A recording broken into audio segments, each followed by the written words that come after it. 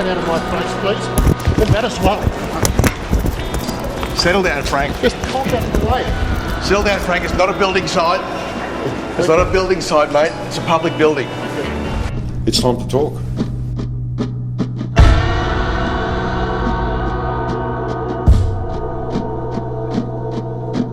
Have you been ordering people to threaten? I don't threaten anybody.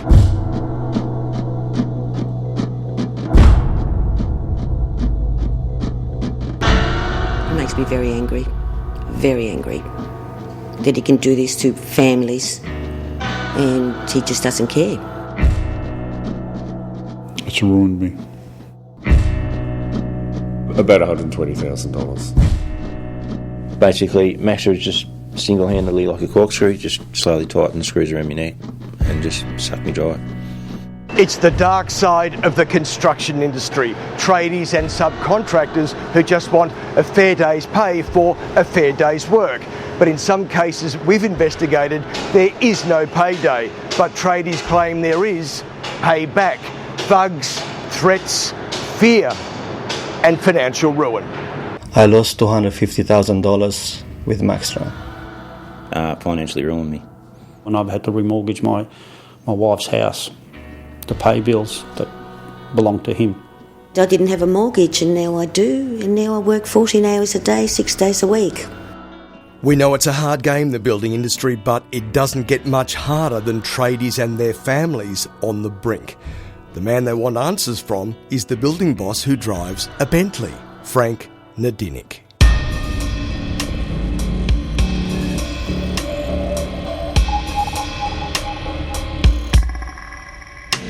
What's your reputation in the building industry? I think I've got a good reputation. I'm a good builder. You've got a terrible reputation, Well, that's Frank. your opinion. No, it's not my opinion, it's the opinion of a lot of people. Frank Nadinic is involved with the company Maxstra. He's not the director anymore, he's bestowed that upon his son, Andrew. He drives a Maserati. Frank is big league and Maxstra is a big builder, $45 million a year. Operates in 2 states, Victoria and New South Wales. From city buildings to suburban sports pavilions, Maxstra has left its mark. Or should we say, its dark stain. Frank. Barton King, mate, from Channel 9, how are you? I'm all right. You're causing carnage in the building industry, Frank. I don't agree with you. With Maxstra. I don't agree with you. Well, why would you say that? Well, how am I causing The carnage? evidence is there, mate. You don't pay subcontractors. No, it's not true. Or you pay them very little. It's not true. We've spoken to at least 15. I think it's absolutely disgraceful. I mean, John Setka, head of the powerful Construction, Forestry, Mining and Energy Union. It's a rare day he fronts a camera, but, as he says... look, it's time to talk.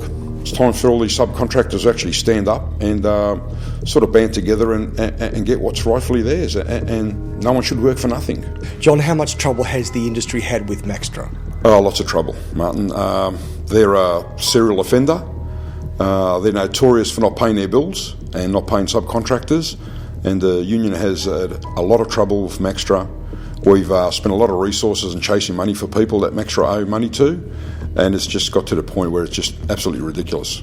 We've spoken to at least 15 subcontractors. Listen, you haven't got my permission to And film tradies. me. You haven't got my permission to film me. I don't need your permission. I don't need your permission to film, Frank.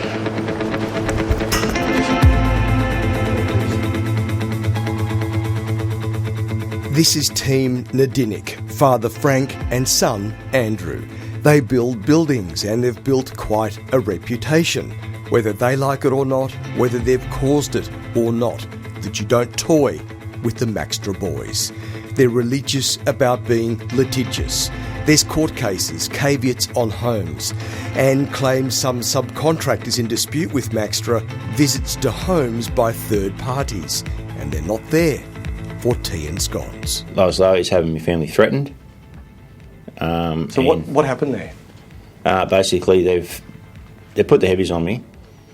Well, I've had people come around our house, personal home, knocking on the door, threatening us. And I know of other people, other subbies who have also been threatened by Frank. Sorry? By Frank. Threatened by Frank? Well, By by Frank's people. What about these threats A lot of the subbies have been getting subcontractors. Who's been getting threats? Have you been ordering people to threaten? I don't threaten anybody. And put fear into people? No, not at all.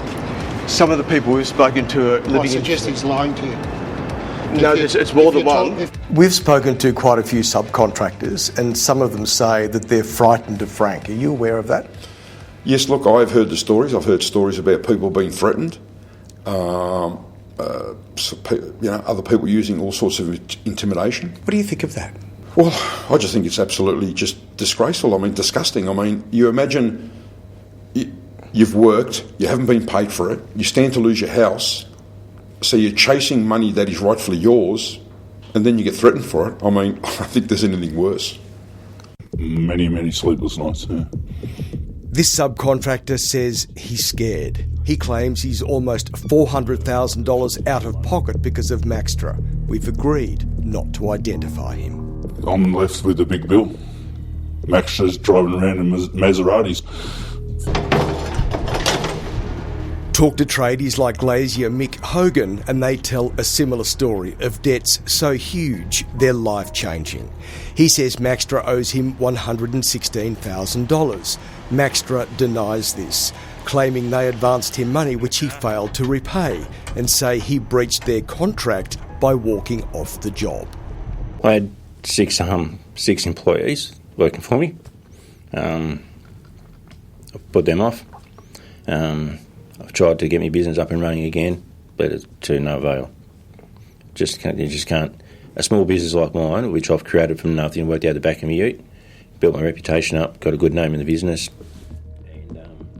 Mick is involved in a complex legal action with Maxstra.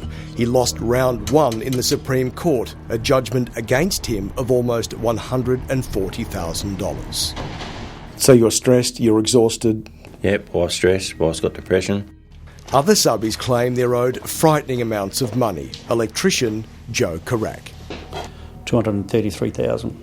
Cabinet maker John Floria. About $250,000. Plumber Michael McGeary. About $120,000. I didn't see any of that.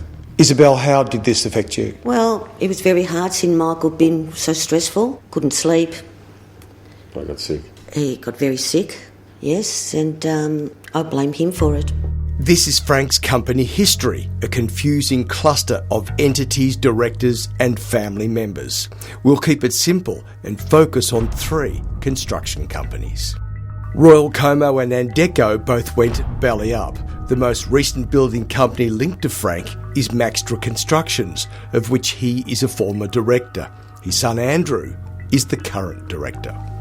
Over the past 20 years, these 3 companies have had some startling similarities with their directors. With Royal Como, the director was Frank Nadinic, born in Zadar, Croatia. Okay, so he's Croatian. And the principal executive officer was Frane Nadinic, born in Serbia. With Andeco, the director was Frank Nadinic, who was born in Melbourne. Okay, so he's an Aussie. And finally, with Maxstra, the previous director was Frank Nadinic, born in Sukosan, Croatia.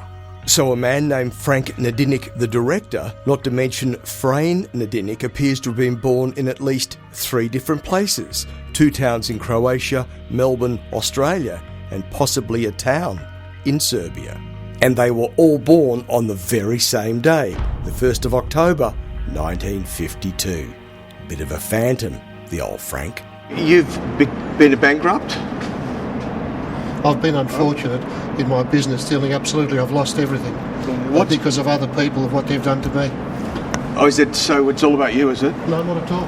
Well, what they'll generally do, they'll go to a project, they'll undercut the project or underbid it by, if everyone else is coming in at, for example, say $10 million, they might come in at 9.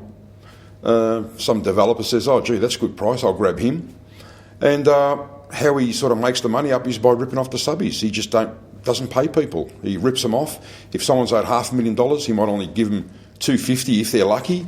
And you do that to 20, 30 subcontractors, you've more than made up the $1 million. The CFMEU, the union, says your behaviour is disgraceful.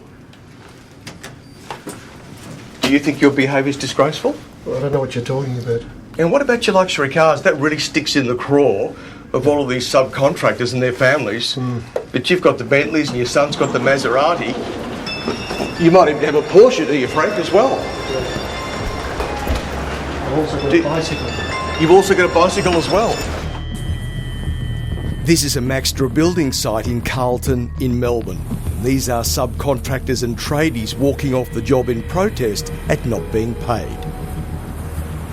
What would you say to these subcontractors who you're not paying? I don't employ subcontractors. I don't have a duty to pay contractors that I'm employed. I don't know what you sign contracts. Maxstra signs contracts with them. Yeah, I'm not Maxstra. No, your son's Maxstra. Oh, yeah, he is. So maybe you need to talk to him about that. And this is how this operates, doesn't it? We were doing plumbing contracts for Frank through a company that he had at that stage. It was Andeco. At first, it was quite harmonious, but after a while things turned sour as payments became further and further drawn out. Michael was working for Frank's company, Andeco. That $120,000, he says, has now turned into $170,000 with costs and interest. In effect, Michael says he worked for nothing. Well, that's true. So how long did you work for nothing? Well, we'd have to look at it probably a couple of years. Settle down, Frank. It's not a building site. It's not a building site, mate. It's a public building. Can you go away? Oh, current offender. G'day, mate. Get on, Peter. Yeah, so it's Frank. It's almost made so easy for them. They can just, without skipping a heartbeat, they can just sink one company, start another one and fit up in a few weeks, and just keep going along their merry way and leaving a whole trail of destruction. The tradies are trapped, but Maxstra has one beautiful escape hatch in the contract, clause 7.9, titled No Discontinuance. The subcontractor must not discontinue the works or otherwise alter the scheduling or programming of the works without Maxstra's written consent. There is no matter or event which will exonerate the subcontractor from its obligations on no discontinuance. So there you have it, the catch-22 of all catch-22s. Walk off the job because you're not being paid and you breach your contract. Stay on the job and don't get paid. No trade-off for these tradies. Yeah, you can't win. And all they do is they just throw heaps of money at their lawyers and just lawyer up. For Sparky Joe, who claims Maxstra owes him $233,000, it gets worse. Well, I've had to release 6 of my staff, including the office girl who did all my paperwork. All up, more than $330,000. If that's not enough, Joe claims a scary-looking male paid a home visit with a threat. It was made to my wife, who was at home by herself, not to pursue any legal matter regarding the outstanding money. Your wife with cancer? That's correct. What was your wife's reaction? She was petrified, she was crying, she was scared to walk out the door for the next 2 weeks. So Frank, why should people live in fear? All they want to do is a fair day's work for a fair day's pay. And they deal with you, and they say all they get from you is trickery. But who is all they? Who? Name one person. Subcontractors. Are you scared of Frank? Yes. And it causes a lot of damage and a lot of grief for a lot of families. And when you see people's kids having to go without, or their wives, or because someone's ripped them off and they're driving around in a Bentley, I'm very passionate about it. I think it's absolutely disgraceful. He might have ruined my business, but he hasn't ruined my spirit. Thanks to my wife showing me the way, what spirit really is. I'll keep boxing on. It's the Australian way. It's the only way we know.